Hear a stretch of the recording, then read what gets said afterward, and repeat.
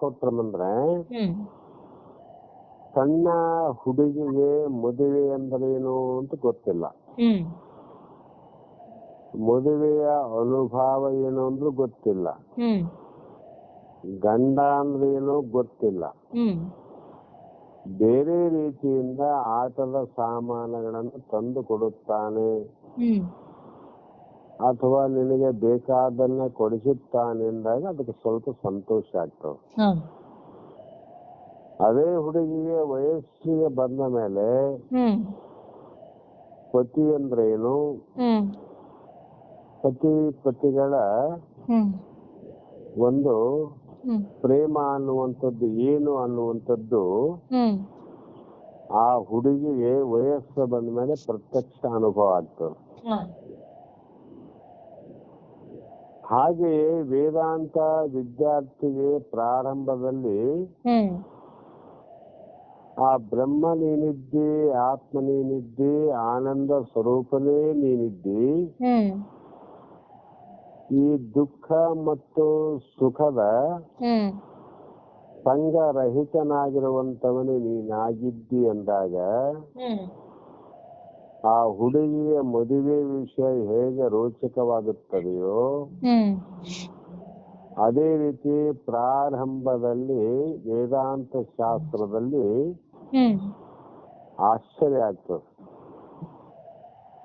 ಯಾಕೆಂದ್ರೆ ನಾನು ಹೇಗೆ ಆತ್ಮನಾಗಬಲ್ಲೆ? ಹ್ಮ್ ನಾನು ಒಬ್ಬ ಸಾಮಾನ್ಯ ಒಂದು ದೇಹದಿಂದ ಕೂಡಿದವನು. ಹ್ಮ್ ದೇಹ ಸೀಮಿತವಾಗಿ ಒಂದು ರೂಮಲ್ಲಿ ಇದ್ದರೆ ಇನ್ನೊಂದು ರೂಮಲ್ಲಿ ಈ ದೇಹ ಇಲ್ಲ ಹ್ಮ್ ಅಂದಾಗ ಅಖಂಡವಾದ ಪರಮಾತ್ಮ ಸ್ವರೂಪವೇ ನೀನಿದ್ದಿ ಅಂತ ಹೇಳಿದಾಗ ಹ್ಮ್ ಆ ವೇದಾಂತ ವಿದ್ಯಾರ್ಥಿಗೆ ಆಶ್ಚರ್ಯ ಆಗ್ತದೆ. ಆತ್ಮವು ನಿರಂತರ ಆನಂದ ಸ್ವರೂಪಿ ಎಂದು ಹೇಳಿದರೆ ಹ್ಮ್ ದೇಹ ಮನಸ್ಸು ಬುದ್ಧಿಗಳ ಬಂಧನದಲ್ಲಿ ಸಿಕ್ಕಿಕೊಂಡು ಹ್ಮ್ ನೋವು ಸಂಕಟಗಳಿಂದ ತೊಳಲಾಡುತ್ತಿರುವ ಅವನಿಗೆ ಹ್ಮ್ ಬಹಳ ಅಪಾಯಮಾನವಾಗಿರುತ್ತದೆ. ಹ್ಮ್ ಅಲ್ಲದೆ ಅವನಿಗೆ ಅರ್ಥ ಮಾಡಿಕೊಳ್ಳುವುದು ಸುಲಭವಾಗುತ್ತದೆ. ಹ್ಮ್ ಇಲ್ಲಿ ಹ್ಮ್ ಆ ಹುಡುಗಿ ಆ ರೀತಿ ಹೇಳಿದಂಗೆ ಹ್ಮ್ ಇಲ್ಲಿ ವೇದಾಂತ ವಿದ್ಯಾರ್ಥಿಗೆ ಹ್ಮ್ ನೀನು ಆನಂದ ಸ್ವರೂಪ ಇದ್ದಿ, ಹ್ಮ್ ನೀನು ನಿರಂತರ ಯಾವಾಗಲೂ ಇರುವವನು ಎಂದು ಹೇಳಿದರೆ ಹ್ಮ್ ಅವನು ಸಂಕಟಗಳಿಂದ ಹೊರಗೆ ಬಂದು ಹ್ಮ್ ಅರ್ಥ ಮಾಡಿಕೊಳ್ಳುವುದು ಸುಲಭವಾಗಲಿ ಎಂದು ಹ್ಮ್ ಇದನ್ನ ಯಾಕೆ ಹೇಳಿದ್ರಂದ್ರೆ ಹ್ಮ್ ನೀನು ಅನ್ನಮಯ ಶರೀರ, ಪ್ರಾಣಮಯ ಶರೀರ, ಮನೋಮಯ, ವಿಜ್ಞಾನಮಯ, ಆನಂದಮಯ ಶರೀರ ನೀನಲ್ಲ. ಹ್ಮ್ ಹಿಂಗೆ ಹೇಳ್ತಾ ಹೋದಂತೆಲ್ಲ ಅವ್ರಿಗೆ ಆನಂದ ಆಗ್ತಾ ಆಗ್ತಾ ಹೋಗ್ತದಮ್ಮ. ಹ್ಮ್ ಹೌದು. ಅದಕ್ಕೆ ಇದು ಸುಲಭ ಮಾರ್ಗ ಅಂತ. ಹ್ಮ್ ಆತ್ಮನನ್ನು ಅಂತರಾತ್ಮ ಎಂದು ಶ್ಲೋಕದಲ್ಲಿ ಹೇಳಿದೆ. ಹ್ಮ್ ಅಂತರ್ಯದಲ್ಲಿರುವುದು ಎಂದರೆ ಅತ್ಯಂತ ಸೂಕ್ಷ್ಮವಾಗಿರುವುದು. ಹ್ಮ್ ಅಂದ್ರೆ ಅಂತರಂಗದಲ್ಲಿ ಇದೆ ದೇಹದಲ್ಲಿ ಅಂದ್ರೆ ಹ್ಮ್ ಹೇಗಿದೆ ಅಂದ್ರೆ ಅತ್ಯಂತ ಸೂಕ್ಷ್ಮ ಅಂದ್ರಮ್ಮ. ಹ್ಮ್ ಅದರ ಅರ್ಥ ಏನು? ಕಣ್ಣಿಗೆ ಕಾಣಲಾರದಷ್ಟು ಸೂಕ್ಷ್ಮವಾಗಿರುವುದಂತ ಅರ್ಥ. ಹ್ಮ್ ಅದು ವೇದಾಂತ ಪರಿಭಾಷೆಯ ಅರ್ಥ. ಹ್ಮ್ ಆತ್ಮವು ಅತ್ಯಂತ ಸೂಕ್ಷ್ಮವಾದದ್ದು, ಹ್ಮ್ ಆದ್ದರಿಂದಲೇ ಅದು ಸರ್ವ ವ್ಯಾಪ್ತಿ ರೂಪವಾಗಿರುವುದು. ಹ್ಮ್ ಆಕಾಶ ಯಾಕೆ ಎಲ್ಲಾ ಕಡೆ ವ್ಯಾಪಿಸಿದೆ ಅಂದ್ರೆ ಹ್ಮ್ ಆಕಾಶ ಪಂಚ ಮಹಾಭೂತಗಳಲ್ಲಿ ಹ್ಮ್ 4 ಭೂತಗಳಿಗಿಂತ ಅತ್ಯಂತ ಸೂಕ್ಷ್ಮವಾದದ್ದೇ ಆಕಾಶ. ಹ್ಮ್ ಅದಕ್ಕೆ ಎಲ್ಲಾ ಕಡೆ ಇದೆ ನಮ್ಮದು. ಹೌದು. ಯಾಕೆ ಎಲ್ಲಾ ಕಡೆ ಇದೆ ಅಂದ್ರೆ ಅತ್ಯಂತ ಸೂಕ್ಷ್ಮವಾಗಿದೆ ಅಂತ. ಹ್ಮ್ ಇವತ್ತಿಗೂ ಹ್ಮ್ ಆಕಾಶವನ್ನ ನೋಡ್ತಾ ಹೋದಂತೆಲ್ಲ ಅದು ಕಾಣ್ತಾ ಕಾಣ್ತಾ ಹೋಗುತ್ತದೆ ವಿನಃ ಹ್ಮ್ ಆಕಾಶವನ್ನ ಅಳತೆ ಮಾಡಲಿಕ್ಕೆ ಆಗಿಲ್ಲ. ಹ್ಮ್ ಆತ್ಮವು ಅತ್ಯಂತ ಸೂಕ್ಷ್ಮವಾಗಿ ಹ್ಮ್ ಅದು ಅದ್ವಿತೀಯ, ಅದಕ್ಕೆ ಬೇರೆಯಾದ ಎರಡನೆಯ ವಸ್ತುವೇ ಇಲ್ಲ. ಹ್ಮ್ ಅದಕ್ಕೆ ಬೇರೆಯಾಗಿ ಅದರಂತೆ ಇರುವ ಹ್ಮ್ ಆತ್ಮನಂತಿರುವ ವಸ್ತುವಾಗಲಿ ಹ್ಮ್ ಆತ್ಮನಂತೆ ಇರುವ ಇನ್ನೊಂದು ವಸ್ತುವಾಗಲಿ ಹ್ಮ್ ಯಾವುದು ಇರುವುದಿಲ್ಲ. ಹ್ಮ್ ಈ ರೀತಿಯಾಗಿ ಇರುವುದೇ ಅದು ಅದ್ವಿತೀಯ ಪರಬ್ರಹ್ಮ. ಹ್ಮ್ ಅದು ಕೇವಲ ಸದ್ರೂಪ ಉಳ್ಳದ್ದೊಂದು. ಹ್ಮ್ ಸದ್ರೂಪ ಅಂದ್ರೆ ಹ್ಮ್ ಎಲ್ಲದಕ್ಕೂ ಆಶ್ರಯ ಪದವಾಗಿ ಹ್ಮ್ ಯಾವುದು ಇದೆಯೋ ಅದು ಸತ್ ಅಂದ್ರಷ್ಟೇ, ಸದ್ರೂಪ ಅಂದ್ರಷ್ಟೇ. ಹ್ಮ್ ಎಲ್ಲದಕ್ಕೂ ಆಶ್ರಯ ಪದ ಅಂದ್ರೆ ಹ್ಮ್ ಆಕಾಶ ಎಲ್ಲಾ ದೇಶಕ್ಕೂ ಆಶ್ರಯ ಪದ ಆಗಿದಲ್ರಿ. ಹೌದು. ಎಲ್ಲಾ ದೇಶ, ಇಂಥ ದೇಶ ಅಂತಿಲ್ಲ, ಖಲಿಸ್ತಾನ್ ಅಂತಿಲ್ಲ, ಅಫ್ಘಾನಿಸ್ತಾನ್ ಅಂತಿಲ್ಲ, ಹ್ಮ್ ಪಾಕಿಸ್ತಾನ್ ಅಂತಿಲ್ಲ, ಒಟ್ಟು ಎಲ್ಲಾ ದೇಶಗಳಿಗೆ ಹ್ಮ್ ಅದು ಇದ್ದು ಹ್ಮ್ ಎಲ್ಲಾ ದೇಶಕ್ಕೆ ಇರ್ಲಿಕ್ಕೆ ಅವಕಾಶ ಮಾಡಿಕೊಟ್ಟದ್ ನೋಡ್ರಿ ಅದು. ಹೌದು. ಅದರಂತೆ ಹ್ಮ್ ಅದಕ್ಕಿಂತ ಮೀರಿದಂಥದ್ದು ಆತ್ಮ. ಹ್ಮ್ ಆ ಆತ್ಮ ಹೇಗಿದೆ ಅಂದ್ರೆ ಸರ್ವ ಜೀವಿಗಳಿಗೆ ಆಧಾರವಾಗಿ, ಹ್ಮ್ ಸರ್ವ ಭೂತಗಳಿಗೆ ಆಧಾರವಾಗಿ, ಹ್ಮ್ ಸರ್ವಭೂತ ಅಂತರ ಆತ್ಮ ಪರಮಾತ್ಮ. ಹ್ಮ್ ಪರಮಾತ್ಮ ಅಂತ ಯಾವ್ದಕ್ ಕರಿಬೇಕಮ್ಮ? ಆಕಾಶ ಅಂತ ಯಾವ್ದಕ್ ಕರಿಬೇಕು? ಹ್ಮ್ ಎಲ್ಲಾ ದೇಶಗಳಲ್ಲಿ ವ್ಯಾಪಿಸಿದ್ದು ಅದು ಏನದ ಆಕಾಶ. ಹ್ಮ್ ಅದರಂತೆ ಪರಮಾತ್ಮ ಅಂತ ಯಾವ್ದಕ್ ಕರಿಬೇಕು ಅಂದ್ರೆ ಹ್ಮ್ ಎಲ್ಲಾ ಭೌತಿಕ ದೇಹಗಳೇನಾವ, ಹ್ಮ್ ಎಲ್ಲಾ ದೇಹಗಳಲ್ಲಿ ಅಂದ್ರೆ ಅಂತರಾತ್ಮವಾಗಿ ಇರುವುದೇ ಪರಮಾತ್ಮ. ಹ್ಮ್ ಅಂದ್ರೆ ಎಲ್ಲಾ ಜೀವಿಗಳಲ್ಲಿ ಆದಂತ ಅರ್ಥ ಆಯ್ತಲ್ಲಮ್ಮ. ಹ್ಮ್ ಇದ್ದು ಹ್ಮ್ ಮತ್ತೆ ಅದು ಹ್ಮ್ ಅಧಿಕಾರಿಯಾಗಿ ಸ್ವರೂಪದಲ್ಲೇ ಯಾವಾಗಲೂ ಇರುವಂತದ್ದು. ಹ್ಮ್ ದೇಹದಲ್ಲೇ ಇದ್ದು ಹ್ಮ್ ಜಗತ್ತಿನಲ್ಲೇ ಇದ್ದು, ಹ್ಮ್ ಜಗತ್ತು ವಿಕಾರವಾದರೂ ಕೂಡ ಅದು ಇರೋದೆ. ಹ್ಮ್ ಯಾಕಂದ್ರೆ ಅದು ಅವಿಕಾರಿ ಅಂತ. ಹ್ಮ್ ದೇಹಗಳು ವಿಕಾರವಾಗಿ ಹೋದ್ರೂ ಕೂಡ ಅದು ಅವಿಕಾರಿಯಾಗಿಯೇ ಇರೋದು. ಹ್ಮ್ ಈ ರೀತಿ ಲಕ್ಷಣ ಉಳ್ಳದ್ದು ಹ್ಮ್ ಬೇರೆ ಬೇರೆಯಾಗಿ ಬಹುವಾಗಿ ನಮಗೆ ಕಾಣುವ ವಸ್ತುಗಳೆಲ್ಲ ಹ್ಮ್ ಆ ಸದ್ರೂಪದ ಅಧಿಷ್ಠಾನದ ಮೇಲೆ ಅಧ್ಯಾರೋಪಿತವಾದದ್ದು. ಹ್ಮ್ ಈ ನಮಗೆ ಕಾಣುವ ಬೇರೆ ಬೇರೆ ವಸ್ತುವಲ್ಲಮ್ಮ, ಹೌದು. ಅವಕ್ಕೇನಂತ ಕರಿತೀವಿ? ಶಾಸ್ತ್ರದ ಪರಿಭಾಷೆಯಲ್ಲಿ ನಾಮರೂಪ ಅಂತೀವಿ. ಹ್ಮ್ ಪ್ರತಿಯೊಂದು ವಸ್ತುವಿಗೆ ಒಂದೊಂದು ನಾಮ, ಒಂದೊಂದು ರೂಪ, ಭಿನ್ನ ಭಿನ್ನ ಭಿನ್ನ. ಹ್ಮ್ ಈ ಎಲ್ಲಾ ನಾಮರೂಪದಿಂದ ಬೇರೆಯಾಗಿ ಕಾಣುವಂತ ವಸ್ತುಗಳಿಗೆ ಎಲ್ಲ ಹ್ಮ್ ಆ ಸದ್ರೂಪವಾಗಿ ಸೂಕ್ಷ್ಮವಾಗಿರುವಂತ ಹ್ಮ್ ಅಧಿಷ್ಠಾನವಾದ ಆತ್ಮ ಏನಿದೆಮ್ಮ, ಹ್ಮ್ ಆ ಆತ್ಮನ ಮೇಲೆ ಈ ಅಧ್ಯಾರೋಪಿತವಾದದ್ದು ನಾಮರೂಪ. ಹ್ಮ್ ಅದಕ್ಕೆ ಅಧಿಷ್ಠಾನಕ್ಕೆ ಶಾಸ್ತ್ರಗಳಲ್ಲಿ ಅಸ್ಥಿಭಾತಿ ಪ್ರಿಯ ಅಂದ್ರು.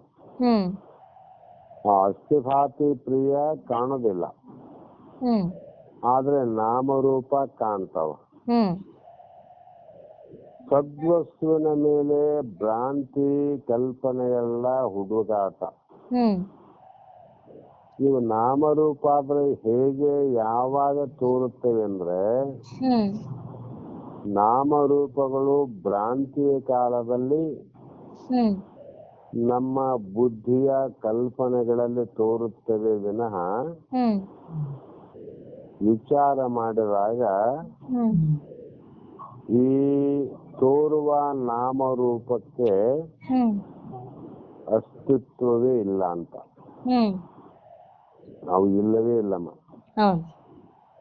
ಅದಕ್ಕೆ ಉದಾಹರಣೆ ಯಾವ್ದು ತಗೋಬೇಕಿಲ್ಲ ಅಂದ್ರೆ ಹ್ಮ್ ಬಂಗಾರ ಮತ್ತು ಆಭರಣ. ಹ್ಮ್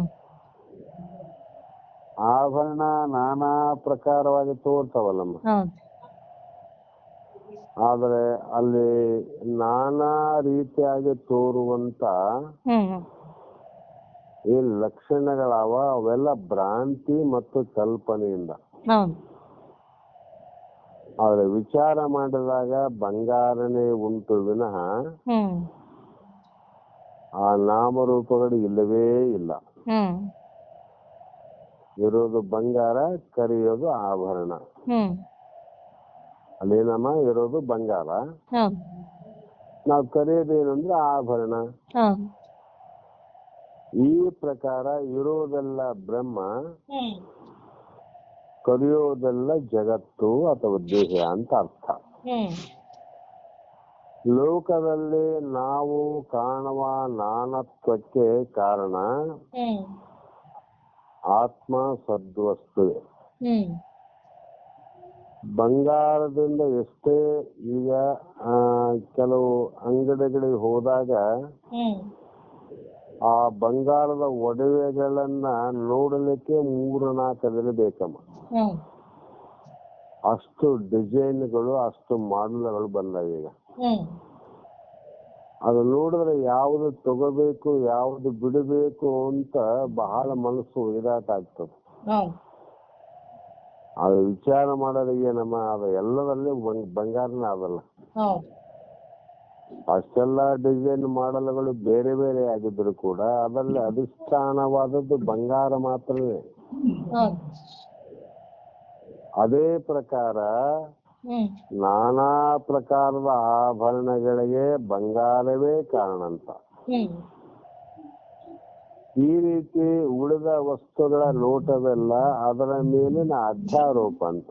ಹ್ಮ್ ಬಂಗಾರದ ಮೇಲಿನ ನಾಮರೂಪಕ್ಕ ಹ್ಮ್ ನಮ್ಮ ನೋಟ ಹೋಗ್ತದೆ ವಿನ ಹ್ಮ್ ಅಧಿಷ್ಠಾನವಾದ ಬಂಗಾರದ ಕಡೆ ನಮ್ಮ ನೋಟ ಹೋಗೋದಿಲ್ಲ. ಮುಖ್ಯಾಂಶ ಏನಂದ್ರೆ ಹ್ಮ್ ಈ ಆತ್ಮವೇ ಎಲ್ಲಾ ಸೃಷ್ಟಿಗಳಿಗೂ ಮೊದಲು ಏನಮ್ಮ ಏಕಂ ಏವಂ ಅದ್ವಿತೀಯ ಪರಬ್ರಹ್ಮವಂತ ವಸ್ತು ಒಂದೇ ಇತ್ತು ಅಂತ. ಯಾವಾಗಂದ್ರೆ ಸೃಷ್ಟಿಯ ಪೂರ್ವದಲ್ಲಿ. ಬಂಗಾರದ ಅಂಗಡಿಯಲ್ಲಿ ಇಷ್ಟು ಆಭರಣಗಳು ಆಗೋದಕ್ಕಂತ ಮುಂಚಿತವಾಗಿ ಬಂಗಾರ ಒಂದೇ ಇತ್ತು, ಗಟ್ಟಿ. ಅದು ಆಮೇಲೆ ನಂತರದಲ್ಲಿ ಇವೆಲ್ಲ ವಸ್ತುಗಳಾಗಿಲ್ಲ. ಅದರಂತೆ ಮೊದಲು ಇರುವುದು ಬ್ರಹ್ಮ ಒಂದೇ ಅಥವಾ ಆತ್ಮ ಒಂದೇ. ಈಗಲೂ ಇರುವುದು ಅದು ಒಂದೇ. ಈಗಾದ್ರೆ ಏನು ಅದು ಒಂದೇ ಅದ. ಅದೇ ವಿಶ್ವದ ಎಲ್ಲಾ ಚರ ಅಚರ ವಸ್ತುಗಳಿಗೂ ಕ್ರಿಯಾದಿ ಘಟನೆಗಳಿಗೂ ಆಶ್ರಯವಾದದ್ದು ಮತ್ತು ಅಧಿಷ್ಠಾನವಾದದ್ದು. ಆ ಮೊದಲಿದ್ದ ಪರಬ್ರಹ್ಮನೇ ಈಗೂ ಅದ, ಮತ್ತ ಮುಂದೆನೂ ಕೂಡ ಇರೋದು ಅದು ಒಂದೇನೆ. ಯಾಕೆಂದ್ರೆ ಆಭರಣ ಆಗೋದಕ್ಕಿಂತ ಮುಂಚೆ ಬಂಗಾರ ಅದ. ಆಭರಣ ರೂಪದ ಅಂಗಡಿಯಲ್ಲಿ ತೋರುವಾಗ ಕೂಡ ಎಲ್ಲರಲ್ಲಿ ಬಂಗಾರ ಅದ. ಆ ಆಭರಣಗಳನ್ನ ಮತ್ತೆ ನಾವು ಕೆಡಿಸಿದಾಗ ಮತ್ತೆ ಇರುವುದು ಬಂಗಾರನೇ. ಮತ್ತೆ ಇರೋದು ಬಂಗಾರ ನಮ್ಮಲ್ಲಿ. ಆ ಕಾರಣದಿಂದ ಈ ಎಲ್ಲಾ ಚರಾಚರ ವಸ್ತುಗಳಿಗೂ ಕ್ರಿಯಾದಿ ಘಟನೆಗಳಿಗೂ ಆಶ್ರಯವಾದದ್ದು ಅದೇ, ಅಧಿಷ್ಠಾನವಾದದ್ದು ಅದೇ. ಹ್ಮ್ ಆ ಬಂಗಾರದ ಆಭರಣದಲ್ಲಿ ಹ್ಮ್ ಕ್ರಿಯೆ ನಡೆದವಲ್ಲಮ್ಮ, ಹೌದು. ಕ್ರಿಯೆ ತಗೊಳ್ತೀವಿ, ಕೆಲವು ಕಿವಿಯಲ್ಲಿ ಹಾಕ್ತಿವಿ, ಹ್ಮ್ ಕೆಲವು ತಗೊಳ್ತೀವಿ ಮೂಗಿನಲ್ಲಿ ಹಾಕ್ತಿವಿ, ಹ್ಮ್ ಕೆಲವು ಕೊರಳಲ್ಲಿ ಸರದ ರೂಪ ಕ್ರಿಯೆ ಮಾಡ್ತವೆ, ಹ್ಮ್ ಕೆಲವು ಬಳೆಯ ರೂಪದಲ್ಲಿ ಕೈಯಲ್ಲಿ ಕ್ರಿಯೆ ಮಾಡ್ತಾವ. ಹ್ಮ್ ಒಟ್ಟು ನಾವು ಏನೇ ನಡೆದ್ರು ಕೂಡ ಅದರಲ್ಲೇ ವ್ಯವಹಾರ ನಡೆದದ ವಿನಃ ಹ್ಮ್ ಬಂಗಾರ ಬಿಟ್ಟು ಯಾವ ವ್ಯವಹಾರ ನಡೆದಿಲ್ಲ. ಹ್ಮ್ ನಾವು ನೇರವಾಗಿ ಹೋಗಿ ಬಂಗಾರ ಕೊಡು ಬಂಗಾರ ಕೊಡು ಅಂತ ಕೇಳಿದ್ರೆ ಹ್ಮ್ ಅದು ಏನಂತ ಎಷ್ಟಂತ ಕೊಡಬೇಕು ಅನ್ನುವಂತ ಹ್ಮ್ ವಿಚಾರ ಗೊತ್ತು ಆಗೋದಿಲ್ಲ ಅನ್ನೋ ಭಾವದಿಂದ ಹ್ಮ್ ಆ ಬಂಗಾರಗಳನ್ನೇ ನಾನಾ ಪ್ರಕಾರದ ವಸ್ತುಗಳನ್ನಾಗಿ ವಿಂಗಡಣೆ ಮಾಡಿದ್ರು. ಹ್ಮ್ ವಿಂಗಡಣೆ ಮಾಡಿ ಅವುಗಳ ಕ್ರಿಯೆ ನಡೆಯಬೇಕು ಜಗತ್ತಿನಲ್ಲಿ. ಹೌದು. ಈಗ ಬರೇ ಬಂಗಾರದ ಗಟ್ಟಿಯನ್ನು ತಗೊಂಡು ಹ್ಮ್ ಒಂದು 1/4 kg ಬಂಗಾರ ತಗೊಂಡು ನಾವು ಕೊರಳಲ್ಲಿ ಹಾಕಕ್ ಬರಲ್ಲ. ಹ್ಮ್ ಅದೇ 1/4 kg ಬಂಗಾರವನ್ನ ನಾವು ಕೈಯಲ್ಲಿ ಹಾಕಕ್ ಬರಂಗಿಲ್ಲ. ಹೌದು. ಅವುಗಳ ಕ್ರಿಯೆ ನಡಿಬೇಕಾಗಿದ್ರೆ ಅವುಗಳಲ್ಲಿ ಭಾಗಗಳನ್ನ ಮಾಡಿ ಹ್ಮ್ ಅವು ಎಲ್ಲಾ ಕಡೆ ಕ್ರಿಯೆ ಕರ್ಮಗಳನ್ನ ಮಾಡಲಿಕ್ಕೆ ಆಭರಣ ಅಂತ ಒಂದು ನಾಮರೂಪವನ್ನು ಮಾಡಿದ್ರು. ಹೌದು. ಈ ರೀತಿಯಾಗಿ ಎಲ್ಲದಕ್ಕೂ ಅಧಿಷ್ಠಾನವಾಗಿರ್ತಕ್ಕಂಥದ್ದೇ ಅದು ಬ್ರಹ್ಮ ಅಂತ, ಅದು ಆತ್ಮ. ಹ್ಮ್ ಹೀಗೆ 132ನಲ್ಲಿ ಹ್ಮ್ ಆತ್ತೇವ ಸತ್ತಾತ್ಮನಿ ಧೀ ಗುಹಾಯಂ ಅವ್ಯಾಕೃತಾಕಾಶ ಉಷತ್ ಪ್ರಕಾಶ ಆಕಾಶ ಉಚ್ಚೆ ರವಿರತ್ ಪ್ರಕಾಶತೆ ಸ್ವತೇಜಸ ವಿಶ್ವವಿರಂ ಪ್ರಕಾಶೆಯನ್ನಂತೇಳಿ ಈ ಶರೀರದಲ್ಲಿಯೇ ಸತ್ವ ಗುಣ ಪ್ರಧಾನವಾದ ಮನಸ್ಸಿದೆ. ಸತ್ವಗುಣದ ಮನಸ್ಸು, ರಜೋ ತಮ ಗುಣದ ಮನಸ್ಸು ಹಿಂದೆ ಹೇಳ್ಯಾರಲ್ಲಮ್ಮ. ಆ ಸತ್ವಗುಣ ಪ್ರಧಾನವಾಗಿ ಶ್ರೇಷ್ಠವಾಗಿ ಇರುವಂತ ಅದರಲ್ಲಿ ಬುದ್ಧಿ ಎಂಬ ಒಂದು ಗುಹೆ ಇದೆ ಅಂದ್ರು ಅವ್ರು. ಬುದ್ಧಿ ಅನ್ನುವಂಥದ್ದು ಒಂದು ಸಣ್ಣ ಗುಹೆ ಅಥವಾ ಒಂದು ಮನೆ. ಅದರಲ್ಲಿರುವ ಅವ್ಯಾಕೃತವೆಂಬ ಆಕಾಶದಲ್ಲಿ ಅಲ್ಲೇನಿದಮ್ಮ, ಗುಹೆಯಲ್ಲಿ ಬಯಲಿರ್ತದಲ್ಲ, ಬುದ್ಧಿಯಲ್ಲಿ ಕೂಡ ಒಂದು ಕಾಣದೇ ಇರುವಂತ ತೋರದೇ ಇರುವಂತ ಒಂದು ಬಯಲಿದೆ, ಅವ್ಯಾಕೃತ. ಅದು ಆಕಾಶದಲ್ಲಿ ಅತ್ಯಂತ ಪ್ರಕಾಶ ರೂಪದ ಆತ್ಮನು ಆಕಾಶದಲ್ಲಿ ಬೆಳಗುವ ಸೂರ್ಯನಂತೆ. ಆಕಾಶದಲ್ಲಿ ಅತ್ಯಂತ ಪ್ರಕಾಶಮ, ಆ ಅತ್ಯಂತ ಪ್ರಕಾಶ ರೂಪನಾದವನೇ ಆತ್ಮ. ಅದೇ ಆತ್ಮ ಆಕಾಶದಲ್ಲಿ ಮನೆಯಲ್ಲಿ ದೀಪ ಬೆಳಗದಂತೆ ಆಕಾಶವನ್ನ ಬೆಳಗುವಂತ ಆತ್ಮ. ಅವನು ಸೂರ್ಯನಂತೆ ತನ್ನ ತೇಜಸ್ಸಿನಿಂದ ಈ ವಿಶ್ವವನ್ನೇ, ಈ ಜಗತ್ತನ್ನೇ ಬೆಳಗುತ್ತಿರುವವನು, ಅಂದ್ರೆ ಅರಿಯುತ್ತಿರುವವನು ಅಥವಾ ತಿಳಿಯುತ್ತಿರುವವನು ಅಥವಾ ಸಾಕ್ಷಿಯಾಗಿ ನೋಡುತ್ತಿರುವವನು. ಕಾರಣ ಕಾಶಿ ರಾಮೇಶ್ವರದಲ್ಲಿ ಇಲ್ಲ, ಜೆರುಸಲೇಮು ಮೆಕ್ಕಾಗಳು ಇಲ್ಲ.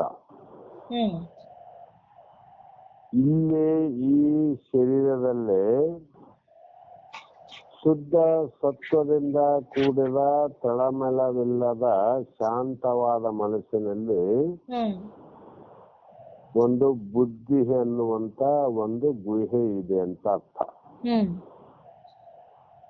ಇದರೊಳಗೆ ಒಂದು ಆಕಾಶವಿದೆ. ಹ್ಮ್ ಆ ಆಕಾಶದ ಒಳಗೆ ಈ ಆತ್ಮನು ಹ್ಮ್ ಸೂರ್ಯನಂತೆ ಪ್ರಕಾಶಮಾನವಾಗಿ ಬೆಳಗುತ್ತಾನೆ. ಹ್ಮ್ ಇವನು ಎಷ್ಟು ಸೂಕ್ಷ್ಮ ಅನ್ನೋದಕ್ಕೆ ಹೇಳ್ತಾನಮ್ಮ. ಹೌದು. ಅಷ್ಟು ಸೂಕ್ಷ್ಮವಾಗಿ ಬುದ್ಧಿಯ ಒಳಗಡೆ ಹ್ಮ್ ಸದಾಕಾಲ ಜಗತ್ತನ್ನೇ ಬೆಳಗುವ ಸೂರ್ಯ ಆಕಾಶದಲ್ಲಿದ್ದಂತೆ ಹ್ಮ್ ಬುದ್ಧಿಯಲ್ಲಿ ಒಬ್ಬ ಸೂರ್ಯ ಸಮಾನವಾದ ಪ್ರಕಾಶಮಾನವಾದ ಆತ್ಮವಂತ. ಹ್ಮ್ ಅದಕ್ಕೆ ನಮ್ಮೊಳಗೆ ಹೃದಯಾಕಾಶದ ಬುದ್ಧಿಗುಯಲ್ಲಿ ಹ್ಮ್ ಆ ಅಂತರ್ಯಾಮಿಯಾಗಿ ಆತ್ಮನು ಯಾವಾಗಲೂ ಬೆಳಗ್ತಾ ಇರ್ತಾನೆ. ಹ್ಮ್ ಆತ್ಮನ ಬೆಳಕಿದೆ ಅಂದ್ರೆ ಸೂರ್ಯನ ಬೆಳಕು ಅಂತೀವಿ. ಇಲ್ಲಿ ಆತ್ಮನ ಅರಿವಿದೆ ಅಂತ ಅರ್ಥ. ಅರಿವು ಅಂದ್ರೆ ಜ್ಞಾನ. ಹ್ಮ್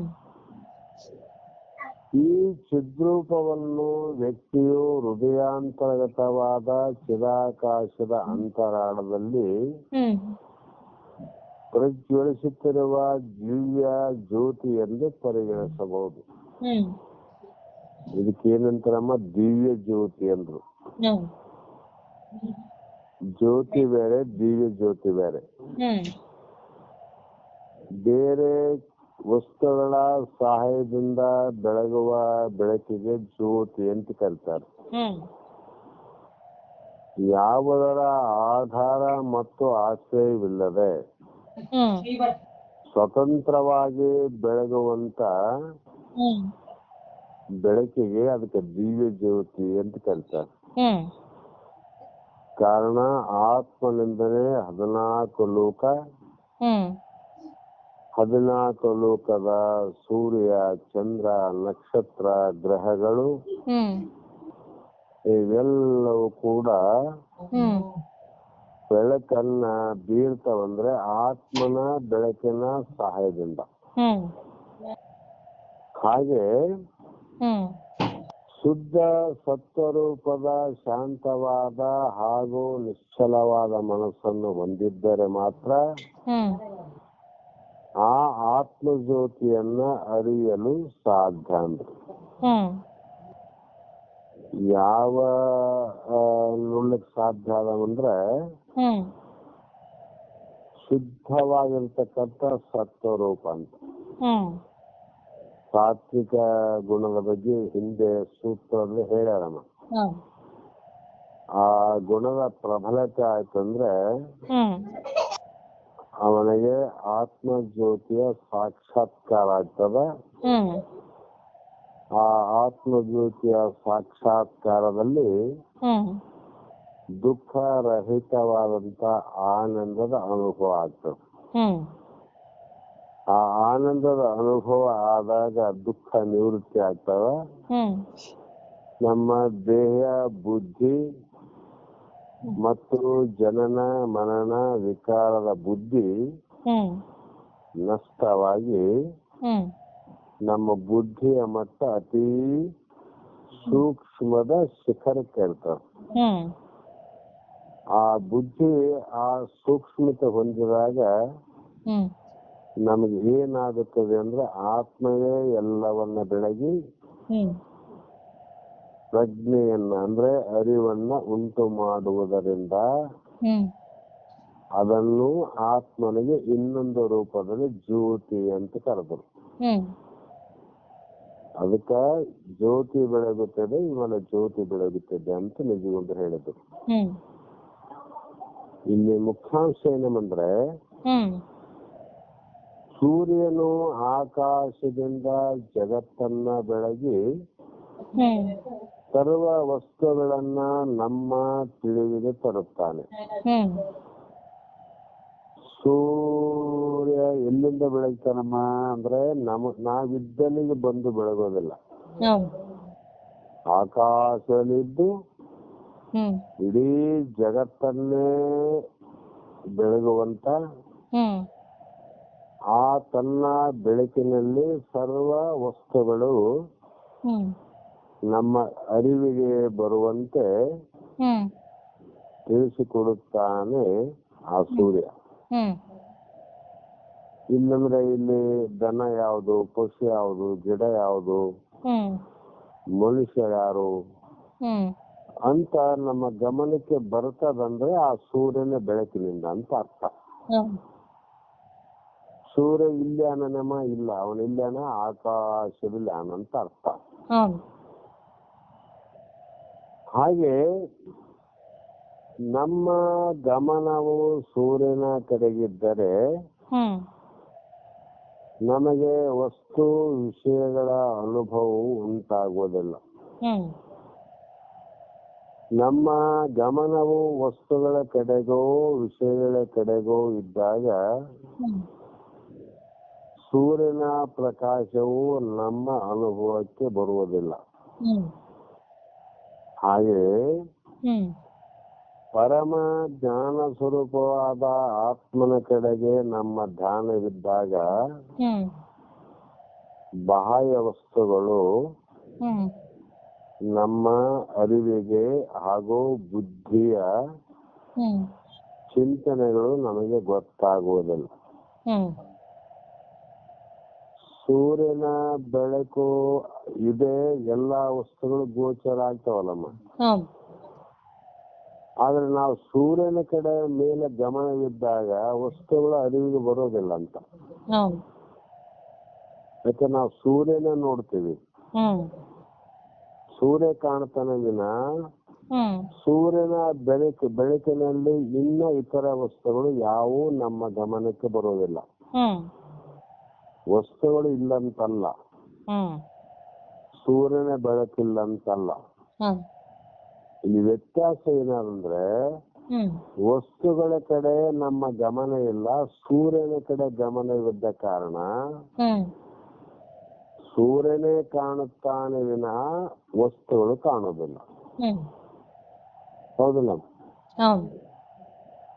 ಅದೇ ಪ್ರಕಾರವಾಗಿ ಹ್ಮ್ ಆ ಪರಮ ಜ್ಞಾನ ಸ್ವರೂಪನಾದ ಇಲ್ಲಿ ನಮ್ಮ ಬುದ್ಧಿ ಎಂಬ ಗುಹೆಯಲ್ಲಿ ಹ್ಮ್ ಅತಿ ಸೂಕ್ಷ್ಮವಾಗಿ ಸರ್ವವನ್ನ ಬೆಳಗುವಂತ ಒಬ್ಬ ಚಿತ್ ಪ್ರಕಾಶ ಅವ. ಹ್ಮ್ ನಮ್ಮ ಗಮನ ಆ ಕಡೆ ಹೋಯ್ತು ಅಂದ್ರೆ, ಹ್ಮ್ ನಮ್ಮ ವೃತ್ತಿ ಅಲ್ಲಿ ಹೋಯ್ತು ಅಂದಾಗ ಹ್ಮ್ ನಮ್ಮ ಬಾಹ್ಯ ವಸ್ತುಗಳು, ಹ್ಮ್ ನಮ್ಮ ಮನಸ್ಸಿನ ಸುಖ ದುಃಖಗಳು ಹ್ಮ್ ಹಾಗೂ ಬುದ್ಧಿಯಲ್ಲಿ ಇರುವಂತ ಚಿಂತನೆಗಳು ಹ್ಮ್ ನಮಗೆ ಯಾವುವೂ ಗೊತ್ತಾಗೋದಿಲ್ಲ. ಹೌದು. ಅರ್ಥ ಆಯ್ತಾ ನಿಮಗೆ? ಅರ್ಥ ಆಯ್ತು. ಯಾಕಿದೆ ಅಂದ್ರೆ ನಾವು ಆ ಪ್ರಕಾಶದ ಕಡೆ ಗಮನ ಅದ ನಮಗೆ. ಹೌದು. ಆ ಕಾರಣದಿಂದ ಈ ಎಲ್ಲಾ ವಸ್ತುಗಳು ಬಹಳ ಬುದ್ಧಿಯಾದ, ಮನಸ್ಸಾದ, ಚಿತ್ತಾದ, ಹೌದು. ಆಮೇಲೆ ಇಂದ್ರಿಯಗಳಿದ್ದಾವ, ಇಂದ್ರಿಯಗಳಿಂದ ಬಾಹ್ಯ ಜಗತ್ತಾದ, ಹ್ಮ್ ಯಾವೂ ಕೂಡ ಅವರ ಗಮನಕ್ಕೆ ಬರುವುದಿಲ್ಲ. ಹೌದು. ಯಾಕೆ ಅಂದ್ರೆ ನಮ್ಮ ಸ್ವರೂಪದ ಕಡೆ ಗಮನ ಆದಂತ ಅರ್ಥ. ಹೌದು. ಈ ರೀತಿಯಾಗಿ ಮನಸ್ಸು, ನಮ್ಮ ಮನಸ್ಸು ವಿಷಯಾದಿಗಳ ಕಡೆ ನಮ್ಮ ಮನಸ್ಸು ಆಸಕ್ತವಾಗದಿದ್ದಲ್ಲಿ ಹ್ಮ್ ನಮಗೆ ಸತ್ಯ ಸ್ವರೂಪವಾದ ಆತ್ಮ ದರ್ಶನವಾಗಲಾರದು. ಹ್ಮ್ ಎಲ್ಲಮ್ಮ ಮನಸ್ಸು ಆಸಕ್ತವಾಗಿದ್ದಲ್ಲಿ, ಹ್ಮ್ ವಿಷಯಾದಿಗಳ ಕಡೆ ಆಸಕ್ತರಾಗಿ ನೋಡ್ರಿ, ಹ್ಮ್ ಸೂರ್ಯ ನಮಗ್ ಕಾಣಂಗಿಲ್ಲ. ಹೌದು. ಬೆಳಕಿನಲ್ಲಿ ತೋರೋ ವಿಷಯಗಳು ಕಾಣ್ತಾವ, ಪದಾರ್ಥ ಕಾಣ್ತಾವ, ಸೂರ್ಯ ಕಾಣಂಗಿಲ್ಲ. ಹೌದು. ಅದೇ ರೀತಿ ವಸ್ತುಗಳೇ ಇಲ್ಲದಿದ್ದರೆ ಸೂರ್ಯ ರಶ್ಮಿಗಳು ನಮಗೆ ನೇರವಾಗಿ ಗೋಚರವಾಗುವುದಿಲ್ಲ. ಹ್ಮ್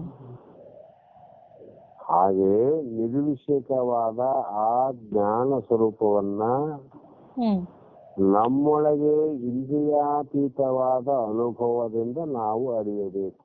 ಹ್ಮ್ ಯಾಕಂದ್ರೆ ಇಂದ್ರಿಯಗಳಿಗೆ ಗೋಚರವಲ್ಲ, ಹ್ಮ್ ಮಾನಸಕ್ಕೆ ಅದೊಂದು ವಿಷಯವಲ್ಲ.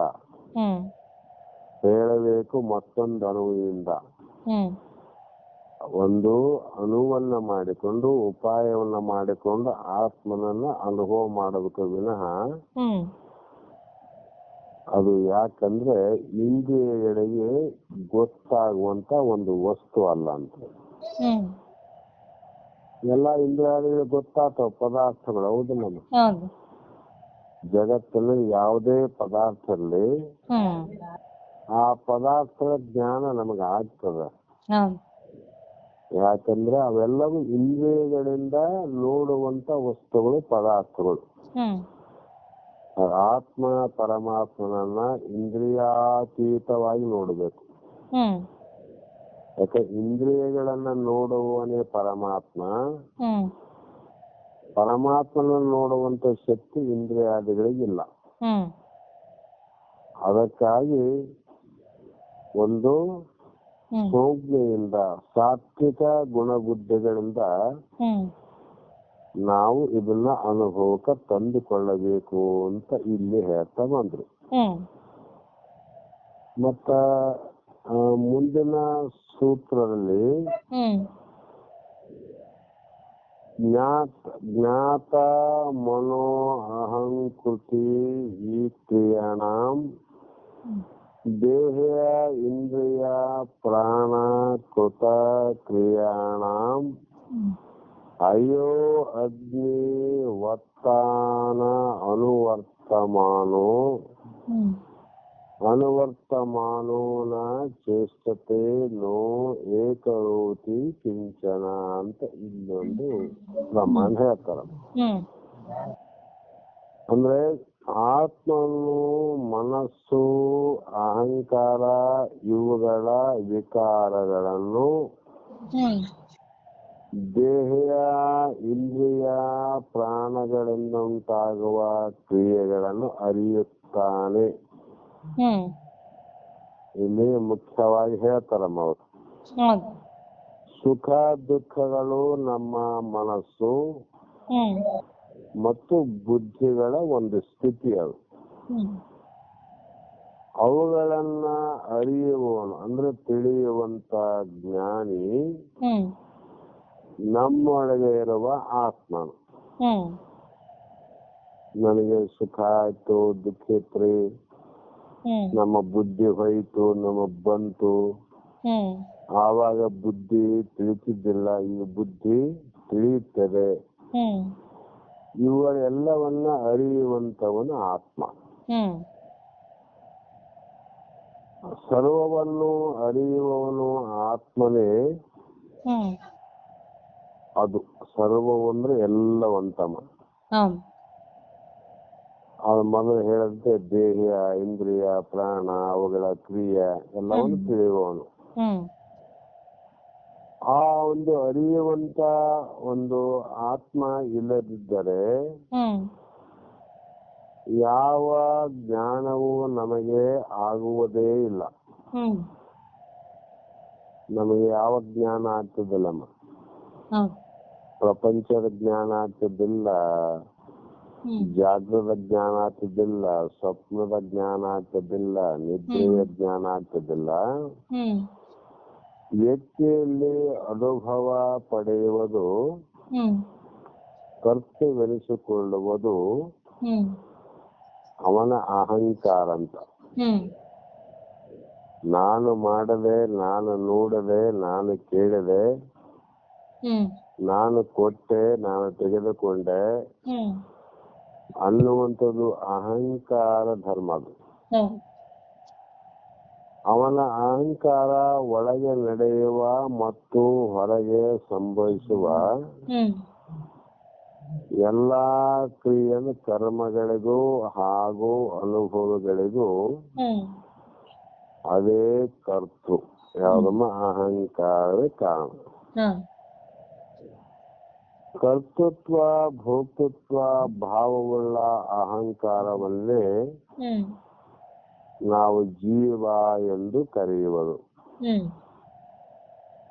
ಇದಕ್ಕೆ ನಾವೇನಂತೀವಮ್ಮ ಜೀವ ಜೀವ ಅಂತ ಕರೆದ್ವಿ. ಹ್ಮ್ ಇಲ್ಲಿ ದೇಹ ಮನಸ್ಸು ಬುದ್ಧಿಗಳ ಮೂಲಕ ಆತ್ಮವು ಹ್ಮ್ ಅಭಿವ್ಯಕ್ತವಾದರೆ ಹ್ಮ್ ಅದು ಜೀವ ಎಂದು ಎನಿಸಿಕೊಳ್ಳುತ್ತದೆ. ಹ್ಮ್ ಅದೇಮ ಅದಕ್ಕ ದೇಹ ಮನಸ್ಸು ಬುದ್ಧಿ ಹ್ಮ್ ಇವುಗಳ ಮೂಲಕ ಹ್ಮ್ ನಮಗೆ ಅಭಿವ್ಯಕ್ತವಾದರೆ ಹ್ಮ್ ಅದು ಜೀವ ಅಂತ ಕರೆಸುವಂತ ಅಲ್ಲಿ. ಹ್ಮ್ ಆದರೆ ಆತ್ಮವು ಮಾತ್ರ ಹ್ಮ್ ಕರ್ತೃವಲ್ಲ ಭೋಕ್ತೃವಲ್ಲ ಅಂತ. ಹ್ಮ್ ಅವನು ತಿಳಿಯುವವನು ಅಲ್ಲ, ನೋಡುವವನಲ್ಲ, ಯಾವುದೇ ಕರ್ಮವನ್ನು ಮಾಡುವವನು ಅಲ್ಲ.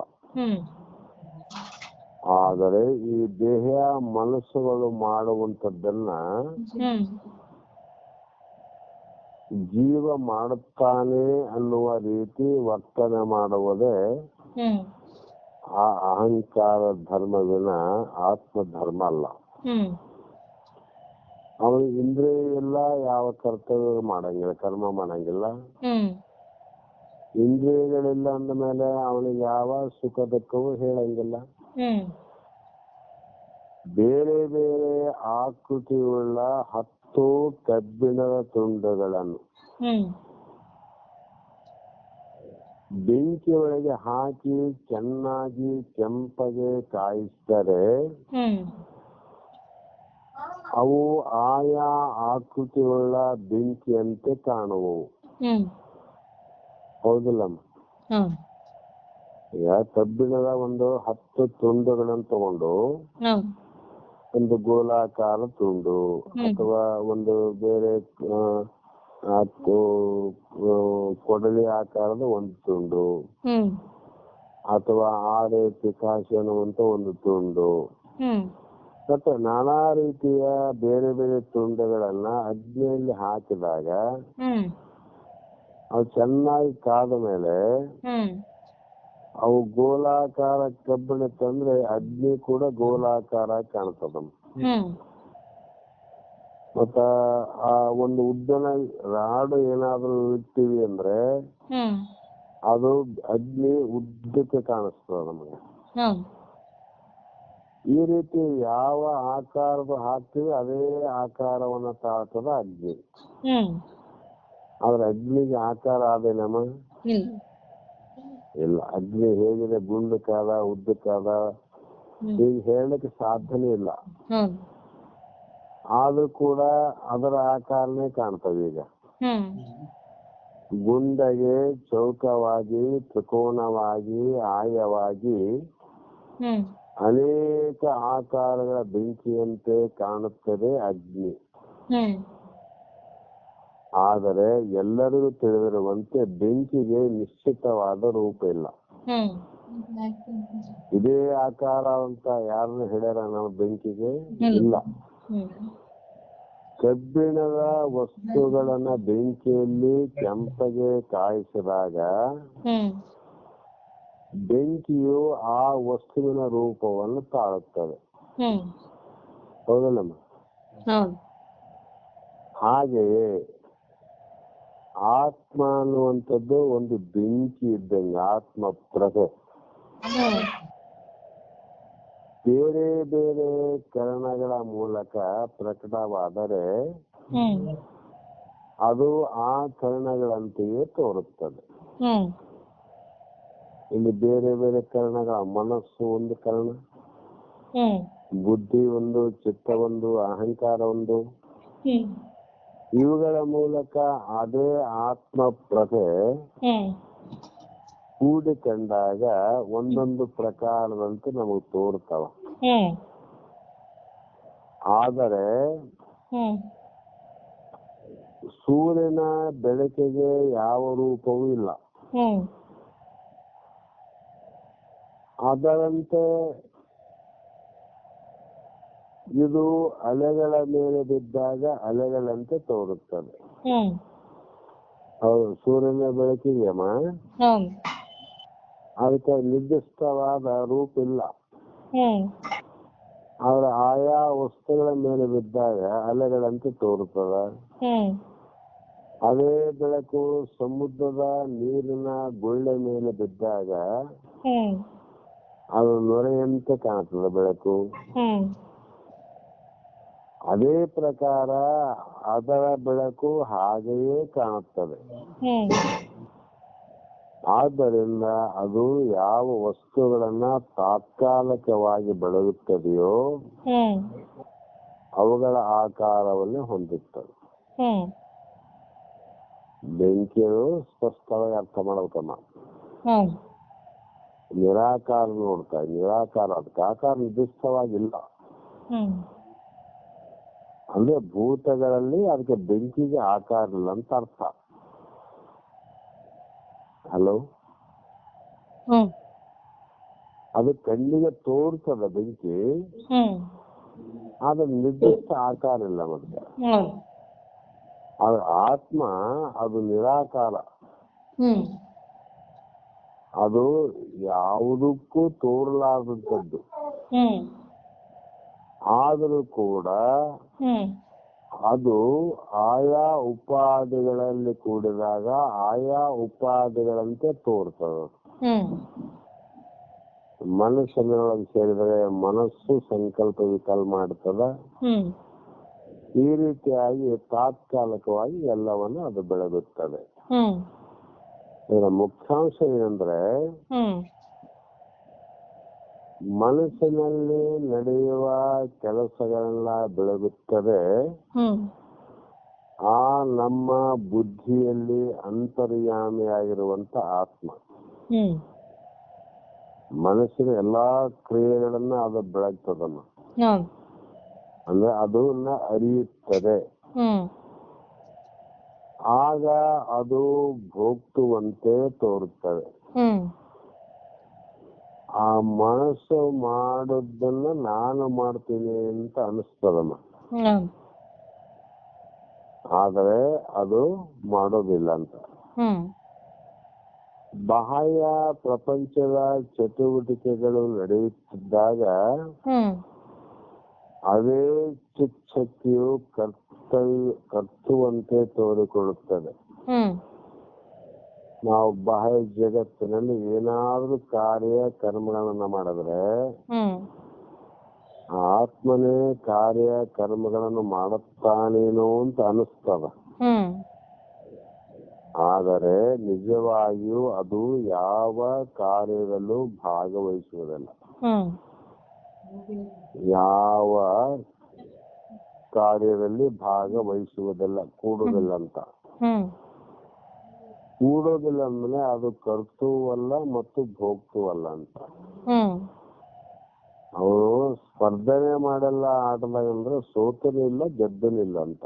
ಹ್ಮ್ ಯಾವ ಸ್ಪರ್ಧೆ ಮಾಡ್ತಾನ ಅವನಿಗೆ ಸೋಲಾದ್ರ ಆಗ್ಬೇಕು, ಇಲ್ಲ ಗೆಲುವಾದ್ರ ಆಗ್ತದೆ. ಹೌದು. ಸ್ಪರ್ಧೆಯಲ್ಲೇ ಭಾಗವಹಿಸುದಿಲ್ಲ ಅಂದ್ರೆ ಸೋಲು ಇಲ್ಲ, ಅವನಿಗೆ ಗೆಲುವಿಲ್ಲ ಅಂತ. ಹ್ಮ್ ಅದೇ ರೀತಿ ಆತ್ಮನಿಗೆ ದೇಹ, ಮನ, ಬುದ್ಧಿ, ಇಂದ್ರಿಯಾದಿಗಳ ಚಟುವಟಿಕೆಗಳಲ್ಲಿ ಹ್ಮ್ ಅವನು ಸ್ಪರ್ಧೆ ಮಾಡುವನೆಲ್ಲ ಸಾಕ್ಷಿಯಾಗಿರುವನು. ಹ್ಮ್ ಅದಕ್ಕಾಗಿ ಅವನಿಗೆ ಸುಖನೂ ಇಲ್ಲ ಮತ್ತು ದುಃಖನೂ ಇಲ್ಲ. ಹೌದು. ಅವನು ಕರ್ತೂನ ಮಾಡುವನೆಲ್ಲ ಮಾಡಿದ ಕರ್ಮವನ್ನು ಊಟ ಮಾಡುವನು ಅಲ್ಲ. ಹ್ಮ್ ಈ ರೀತಿಯಾಗಿ ತೋರಿದಾಗ ಹ್ಮ್ ಅದು ಭ್ರಾಂತಿಯ ವಿಲಾಸ ಅಂತ. ಹ್ಮ್ ನಮಗೆ ಈಗೆಲ್ಲ ಕೂಡಿದಂಗ ಆಗ್ಯದಲ್ಲ, ಭ್ರಾಂತಿಯ ವಿಲಾಸ ಅಷ್ಟೆ. ಹ್ಮ್ ಅದು ಭ್ರಮೆಯ ವಿಲಾಸ, ಹ್ಮ್ ಕಲ್ಪನೆಯ ವಿಲಾಸ, ಅಜ್ಞಾನದ ವಿಲಾಸ ಅಂತ. ಹ್ಮ್ ಈ ರೀತಿಯಾಗಿ ಆತ್ಮ ಇರುವನು ಅಂತಕ್ಕಂತ ಹ್ಮ್ ಮಾತನ್ನು ಇಲ್ಲಿ ಹೇಳ್ತಾ ಬಂದಮ್ಮ. ಹ್ಮ್ ಮತ್ತು ನಾಳೆ ದಿನ ಹ್ಮ್ ಮುಂದಿನ ಶ್ಲೋಕವನ್ನ ವಿಚಾರ ಮಾಡೋಣಮ್ಮ. ಹ್ಮ್